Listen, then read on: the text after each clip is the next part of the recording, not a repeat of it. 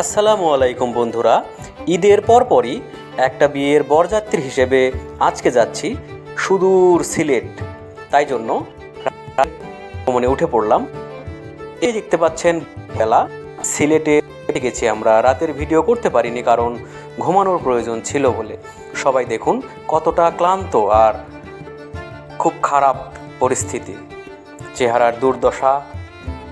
এরই মাঝেই আনন্দ লাগছে কারণ আমরা অনেকটাই মজা অনুভব হচ্ছে।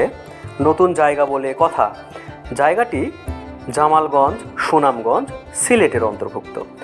এটি মূলত ফেরিঘাট। এখন আমরা ফেরি করে সুরমা নদী পার হব। তো চলুন বন্ধুরা, দেখা যাক কেমন হয় ভ্রমণটি।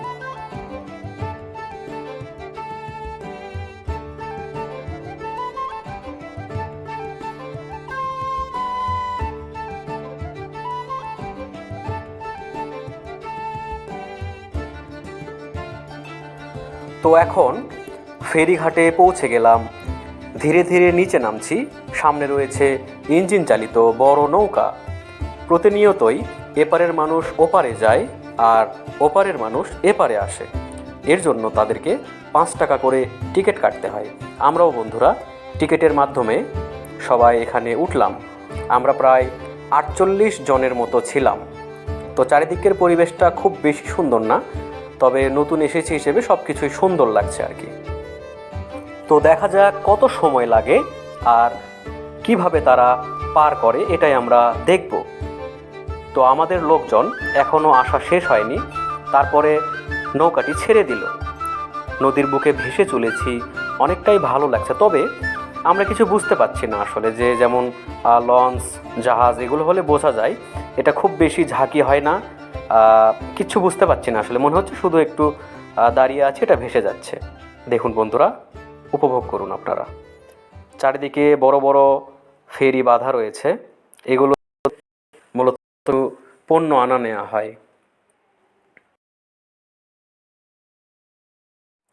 আমাদের হয়তোবা বিয়ে বাড়ি পৌঁছতে পৌঁছতে দুপুরের পর হবে, কারণ এখন অনেক বেলা হয়ে গিয়েছে।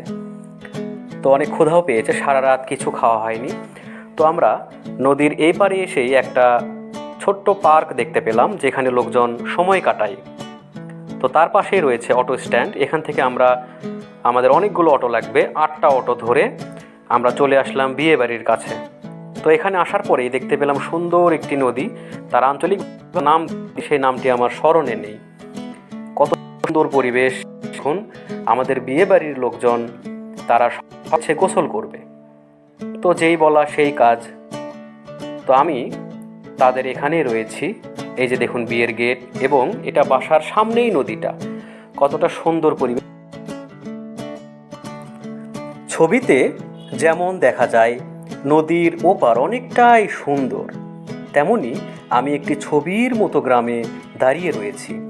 দেখুন চারিদিকে কতটা স্নিগ্ধ, সুন্দর, মনোরম পরিবেশ। আর উজ্জ্বল রোদে নিজেকে যেন মনে হচ্ছে আমি কতই না সুন্দর একটি পরিবেশে দাঁড়িয়ে রয়েছি। নদীর পাড়ে নৌকো রয়েছে, অনেকটাই শৌখিনভাবে যেরকম মানুষ আশা করে। তো বন্ধুরা, এটি মূলত হাওর এলাকা। এখানকার লোকজনের সবার নৌকো আছে, এটাতে করে তারা মাছ শিকার করে। তাদের মূল জীবিকা হলো ধান উৎপাদন আর মৎস্য শিকার করা। তো আমাদের লোকজন দেখুন গোসল করছে এবং কত মজা করছে। নদীতে বর্তমানে পানি খুব কম, কিন্তু যখন পানি বেশি হয় তখন এগুলো সব ভরে যায় পানিতে। তো দেখুন বন্ধুরা, এখানকার লোকজন কতটা প্রকৃতির সঙ্গে যুদ্ধ করে। তো আসুন আমরা এখন বিয়ের মজাতে আছি সেহেতু বিয়ে বাড়ির আয়োজনটা দেখে নেই। রান্নাবাড়ি চলছে, আমাদের খুব ক্ষুধা লেগেছে। তো আমরা সকালের নাস্তার বদলে তারা একটু বিরিয়ানির আয়োজন করেছিল, সেটা খেয়েছিলাম। এরপরে মেয়ে সহ জামাইকে খাওয়ানো হচ্ছে দুপুরের খাবার।